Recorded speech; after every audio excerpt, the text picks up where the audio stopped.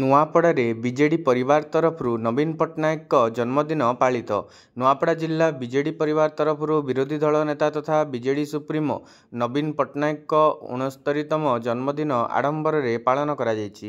Nuapada BJD ତରଫରୁ ସଦର block ଟାନୱାଡସ୍ଥିତ Biju Patnaik ମାନସିକ ଅନଗ୍ରସର ବିଦ୍ୟାଳୟଠାରେ ଛୋଟ ଛୋଟ କୁନି ଛୁଆମାନଙ୍କୁ ଫଳ, ବିସ୍କୁଟ ଓ ମିଷ୍ଟାନ୍ନ ବଣ୍ଟନ କରାଯାଇଥିଲା।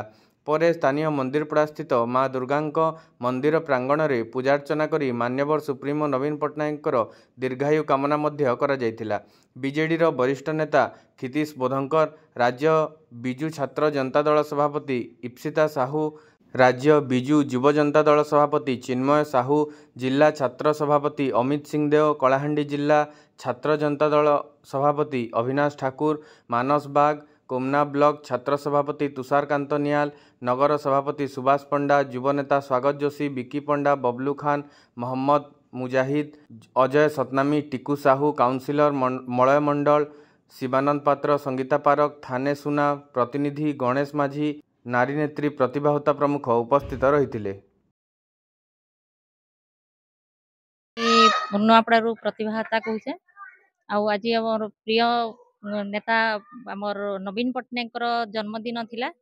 ସେଥିଲାଗି ଆମେ ସକାଳେ ଟାଣ୍ଡର ପାଖର ଆମର ନବୀନ ପଟ୍ଟନାୟକର ସ୍କୁଲ ଥିଲା ଯେ ସେନ ଖାଦ୍ୟ ବଣ୍ଟନ କରାଗଲା। ଆଉ ଏବେ ଦୁର୍ଗା ମନ୍ଦିରରେ ଦୀପ ପ୍ରଜ୍ୱଳନ କରାଗଲା। ଆମ ନବୀନ ପଟ୍ଟନାୟକ ଲମ୍ବା ଆୟୁଷ ହଉ, ଆଉ ଆମର ନବୀନ ପଟ୍ଟନାୟକ ବିଜୟ ହେବେ। ଆମର ନବୀନ ପଟ୍ଟନାୟକର ହାତ ମୁଠାକେ ଆମେ କେମିତିକି ଟାଣ କର୍ମା, ସେଥିଲାଗି ସମସ୍ତେ ଏକତା ହେଇକିରି ଆମେ ଆଜି ଦୀପ ପ୍ରଜ୍ୱଳନ ଦୁର୍ଗା ମନ୍ଦିରରେ କଲୁ। ଆମର ସିତୁ ଭାଇ ଥିଲେ, ଆମର ଟିଙ୍କୁ ବାବୁ ଥିଲେ, ମଣ୍ଡଲ ବାବୁ ଥିଲେ, ଆମର ସମସ୍ତେ ସାଥୀ ଥିଲେ। ଆମର ଭୁବନେଶ୍ୱର ମ୍ୟାଡମ ଆଇସନ୍, ମ୍ୟାଡମ ମାନେ ବି ଥିଲେ, ସାର୍ ମାନେ ବି ଥିଲେ। ତାଙ୍କ ସାଙ୍ଗେ ମିଶିକିରି ଆମେ ଦୀପ ପ୍ରଜ୍ୱଳନ କଲୁ। ଆଉ ଦୀପ ପ୍ରଜ୍ୱଳନ କରି ସାରିଲା ପରେ ଏବେ ସବୁ ଚଲା। ଆଜ୍ଞା ନମସ୍କାର, ମୁଇଁ Tinku Panda, Nuapada town president BJD. ଆଜି ଆମ ବିଜୁ ନବୀନ ପଟ୍ଟନାୟକଙ୍କ ଜନ୍ମଦିନ।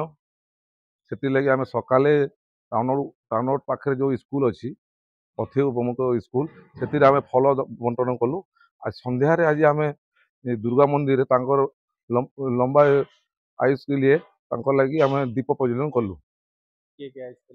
ଆମର ଏନସିର ଯେତିକି ଟୋଟାଲ କାଉନସିଲର ଆସିଥିଲେ, ଆମର ସିତୁ ବୋଧଙ୍କର ଆସିଥିଲେ, ଆଉ ଲୋକାଲ ପିଲା ଆସିଥିଲେ। ଲୋକାଲ ଯେତିକି ଅଛନ୍ତି ଏନସି ସବୁ ୱାର୍ଡର ଦୁଇ ଲୋକ ସବୁ ଆସିଥିଲେ।